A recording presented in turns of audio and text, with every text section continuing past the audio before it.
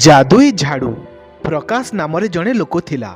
से कौनसी काम धंदा करू नथिला। से आखपाखरे काम खोजिबाकू बहुत चेष्टा करुथला किंतु ताकू कौनसी काम मिलू नथिला।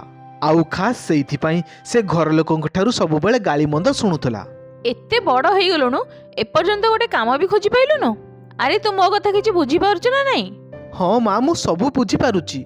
मु तो काम खोजिबाकू बहुत चेष्टा करुची किंतु मु कौन करिबी, मते तो किछि काम मिलुनी। अरे मन ध्यान दे काम खोजले तते मिलिबनी। दिन सारा खाली सांगसाथी सहित बुलिबा छड़ा तो मन ध्यान कोथरे लागुची? आलो माँ सेतिकी कहिता दिन राति सबुबेले मते खाली अपमान दउछु। हाँ हाँ जा, तू मो कथा को सुनिया को चाहूछु? रागिकी प्रकाश घरू बाहरी आसिला। गोटे थर खाली गोटे काम मिल जाऊ तापर समस्तंकु जणै देबी। संध्या समय रे से घरे आसी पहुंचिला। से पर्यंत प्रकाश रा बापा मध्य घरे पहुंची सारिथिले। अरे पुआ तू कोठु बुलाबुली करी आसुछु कि रे? ना बापा एई पाखकु जाइथिली। हाँ हाँ बुल, जेते बुलिबार अछि तोर बुल। केवल एई कामटा तो तते जणा अछि ना।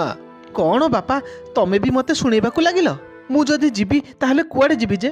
तोर कुआडे जिबा दरकार नाही, खाली गोटे काम खोजा खोजी कर। पाठ साठ तो द्वारा हेला नाही। एबे छोट बड़ जहाँ भी काम हो ताकू गोटे खोजिकी कर। अरे काम खोजिले आमको टिके शांति मिलिब रे। हाँ हाँ बापा ठीक अछि, मु काम खोजिबी। घर लोकंक ठारू बार कथा शुणी प्रकाश आउ घर को गला नाही। आउ आख पाखरे केवल बुलिबाकू लागिला। मु जदी एबे घर को जिबी ताहले पुणी थरे समस्ते आरंभ करिदेबे। या ठारू भल मु ए आख पाखरे टिके बुली आसीबी। प्रकाश सेठारे एपट सेपट बुलुथला। सेतेबेले सेठाकू तार सांग नमन आसी पहुंचिला। अरे भाई प्रकाश भल है तू मत ये भेट हो गलु। काहींकी? अरे कौन हैला कहनु, किछि काम अछि कि? हाँ रे भाई मोर गोटे छोट काम करदेबु। अरे ता बदल मु तते किछि पैसा भी देबी। हाँ अरे अच्छा अच्छा ठीक अछि, प्रथमे कह काम तो कौन करिवार अछि? अरे भाई ए मोर किछि जिनिसर बंडल अछि। ए सबु बंडल को पाख गाँ को पहुँचेबार अछि।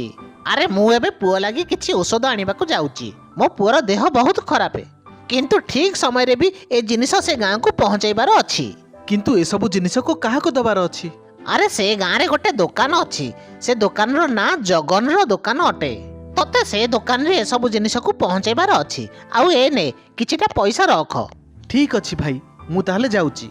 तू जा तो पुओ लागि औषध किनिकी नै आसे। अरे भाई तते बहुत बहुत धन्यवाद। तापरे से सबु जिनिस नै पाख गाँ को आसिला। आउ से गाँ रे ताकू जगन रो दुकान देखा गला। आज्ञा एई नियंतु, नमन ए सबु जिनिस आपनकु पठेइची। अरे हाँ हाँ दियो, मु ए सबु जिनिसर अपेक्षा रे थिली। प्रकाश से सबु जिनिस को देई पुणी थरे निज गाँ को फेरुथला।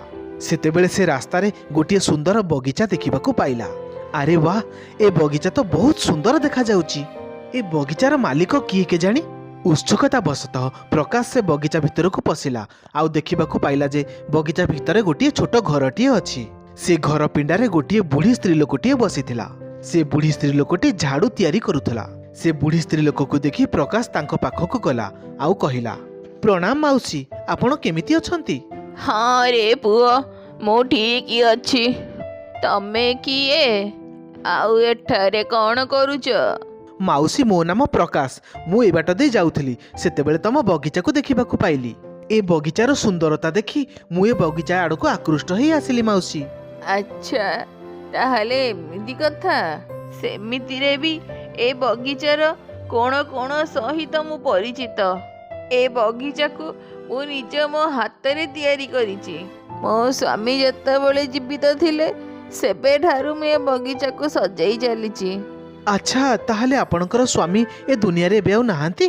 प्रथमे मो स्वामी चली गले, तापरे मो पुओ। सेथिपाई मु एकुटिया ही रहुछि। माउसी आपण झाड़ू भी बनौछंती? हाँ मु झाड़ू तैयारी करुछि। आउ एई घर बाहर बसिकी मु बिक्री करुछि। गोटे दिटा झाड़ू जहाँ बिक्री होउछि सेइथिरे मो काम चलाई नउछि। से बुढ़ी स्त्री लोकटीर एपरी स्थिति देखिकी प्रकाश को ता उपरे दया आसीगला। माउसी तमे तो सतरे बहुत सुंदर झाड़ू तैयारी करुच। आउ एठी बसिकी बिक्री करिबा जोगु तमरो सेते भल रोजगार भी होई पारु नथिबो। जदि तमे चाहिबो ताहेले मो गाँ गाँ बुलिकी तुमरो झाड़ू को बिक्री करि परिबी। अरे नाई रे पुओ, मु तत्ते काईकी हैरान करिबी? अरे नाई नाई माउसी, एथिरे हैरान हबार कोन कारण अछि? सेमितिरे भी मो पाखरे एबे किछि भी काम नाही। मु सारा दिन खाली रे ही बसी रहूची। आउ जदि तमे मते ए काम देई देबो ताहेले मते किछि काम भी मिलि जिवो। जदि सेमिति कथा अछि ତାହେଲେ ଠିକ ଅଛି, ତୁ ଏ ଝାଡୁକୁ ନେଇକି ବିକ୍ରି କରିପାରୁ। ସେ ବୁଢ଼ୀ ସ୍ତ୍ରୀ ଲୋକ ଜଣକ ବସିକି ଝାଡ଼ୁ ତିଆରି କରିବାରେ ଲାଗିଲା। ଆଉ ପ୍ରକାଶ ସେସବୁ ଝାଡ଼ୁକୁ ନେଇ ଗାଁ ଗାଁ ବୁଲି ବିକ୍ରି କରୁଥିଲା।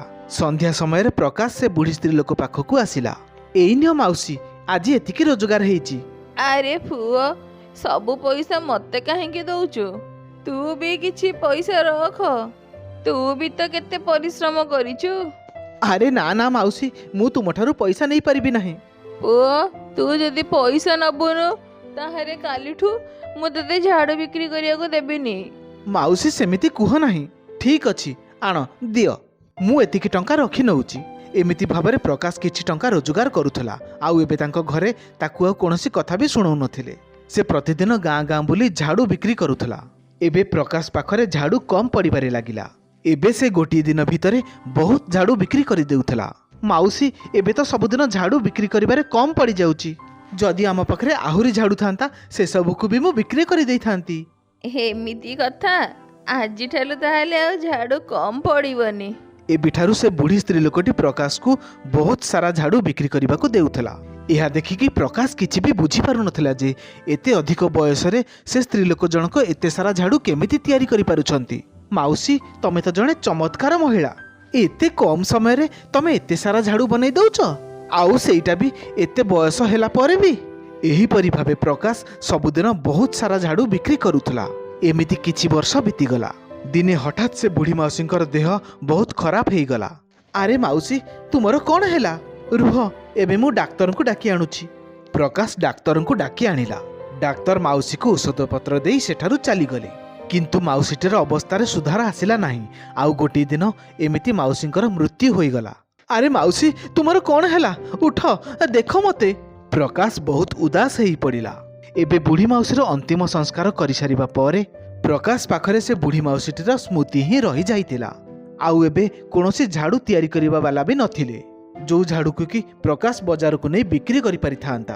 ଏବେ ଯଦି ବୁଢ଼ୀ ମାଉସୀ ବଞ୍ଚିଥାନ୍ତେ, ତାହେଲେ ସେ ମୋ ଲାଗି ଢେର ସାରା ଝାଡ଼ୁ ତିଆରି କରି ବିକ୍ରି ପାଇଁ ଦେଇଥାନ୍ତେ। ଆଉ ମୁଁ ସେ ସବୁ ଝାଡ଼ୁକୁ ବିକ୍ରି ପାଇଁ ନେଇଯାଇଥାନ୍ତି। ପ୍ରକାଶ ପାଖରେ ଏବେ କୌଣସି କାମ ନଥିଲା। ସେ ଏମିତିରେ ଉଦାସରେ ରହିବାକୁ ଲାଗିଲା। ଆଉ ଏବେ ସେ ଘର ଲୋକଙ୍କ ଠାରୁ ମଧ୍ୟ ପଇସା ମାଗିବା ବନ୍ଦ କରିଦେଇଥିଲା। ଜଣା ନାହିଁ ପୁଣି କେବେ ମୋତେ ଗୋଟିଏ ନୂଆ କାମ ମିଳିବ। ସେମିତି ଉଦାସ ମନରେ ପ୍ରକାଶ ସେ ବୁଢ଼ୀ ମାଉସୀର ଘରକୁ ଗଲା। ଯେମିତି ସେ ଘରର କବାଟ ଖୋଲିଛି, ଗୋଟିଏ ଝାଡ଼ୁ ତା ସାମ୍ନାରେ ଆସି ପଡ଼ିଲା। ଏ ଝାଡ଼ୁ ଏଠି କ'ଣ କରୁଛି? ଏ ଝାଡ଼ୁ ତ ବହୁତ ଅଦ୍ଭୁତ ଦେଖାଯାଉଛି। ମୁଁ ମୋ ଜୀବନରେ ଏମିତି ଝାଡ଼ୁ କେବେ ବି ଦେଖିନି। ଏବେ ପ୍ରକାଶ ଯେମିତି ସେ ଝାଡ଼ୁକୁ ଉଠେଇଛି, ସେ ଝାଡ଼ୁରୁ ଉଜ୍ଜଳ ଆଲୋକ ବାହାରିଲା। ଆରେ ଏ କେମିତିକା ଝାଡ଼ୁ? ଟିକିଏ ରୁହେ, ଏବେ ଏ ଝାଡ଼ୁରେ ଟିକେ ଝାଡ଼ୁ ମାରିକି ଦେଖେ। ଏବେ ପ୍ରକାଶ ସେ ଝାଡ଼ୁ ସାହାଯ୍ୟରେ ଭୂଇଁରେ ଝାଡ଼ୁ ମାରିବାକୁ ଲାଗିଲା। ଆଉ ସେତେବେଳେ ପ୍ରକାଶ ସାମ୍ନାରେ ଢେର ସାରା ଝାଡ଼ୁ ପ୍ରକଟ ହେଲା। ତାହାକୁ ଦେଖିକି ପ୍ରକାଶ ଆଶ୍ଚର୍ଯ୍ୟଚକିତ ହୋଇଗଲା। ଆରେ ଏତେ ସାରା ଝାଡ଼ୁ! ନିଶ୍ଚୟ ଏ ଝାଡ଼ୁଟା ଗୋଟିଏ ଯାଦୁଇ ଝାଡ଼ୁ। ସେତେବେଳେ ପ୍ରକାଶ ସେ ଝାଡ଼ୁକୁ ନିଜ ହାତରେ ଧରି ପକେଇଲା। ଆଉ ସେତେବେଳେ କୌଣସି ନୂଆ ଝାଡ଼ୁ ଆସିଲା ନାହିଁ। କିନ୍ତୁ ଯେମିତି ସେ ଝାଡ଼ୁ ସାହାଯ୍ୟରେ ଭୂଇଁକୁ ଓଳେଇଛି, ସେତେବେଳେ ଢେର ସାରା ଝାଡ଼ୁ ପ୍ରକଟ ହେଲା। ନିଶ୍ଚୟ ଏହା ଗୋଟିଏ ଯାଦୁଇ ଝାଡ଼ୁ ଅଟେ। ବୋଧହୁଏ ବୁଢ଼ୀ ମାଉସୀ ଏ ଝାଡ଼ୁ ସାହାଯ୍ୟରେ ଏତେ ସବୁ ଝାଡ଼ୁ ତିଆରି କରୁଥିଲେ, ଯୋଉ ଝାଡ଼ୁକୁ କି ମୁଁ ବିକ୍ରି କରିବାକୁ ଯାଉଥିଲି। ଏବେ ପ୍ରକାଶ ସେ ଯାଦୁଇ ଝାଡ଼ୁକୁ ନିଜ ପାଖରେ ରଖିଦେଲା। ଆଉ ସେ ଝାଡ଼ୁ ସାହାଯ୍ୟରେ ସବୁଦିନ ଢେର ସାରା ଝାଡ଼ୁ ତିଆରି କରୁଥିଲା। ଆଉ ସେ ସବୁ ଝାଡ଼ୁକୁ ବିକ୍ରି କରିବାକୁ ଯାଉଥିଲା। କିଛି ମାସ ମଧ୍ୟରେ ପ୍ରକାଶ ଗୋଟିଏ ଝାଡ଼ୁର ଦୋକାନ ଖୋଲିଦେଲା। ଆଉ ଏବେ ସେ ଆରାମରେ ସେ ଦୋକାନରେ ବସିକି ଝାଡ଼ୁ ବିକ୍ରି କରୁଥିଲା। ପ୍ରକାଶ ଏବେ ବହୁତ ମନ ଧ୍ୟାନ ଦେଇକି କାମ କରୁଥିଲା। ଆଉ ଢେର ସାରା ପଇସା ରୋଜଗାର କରୁଥିଲା।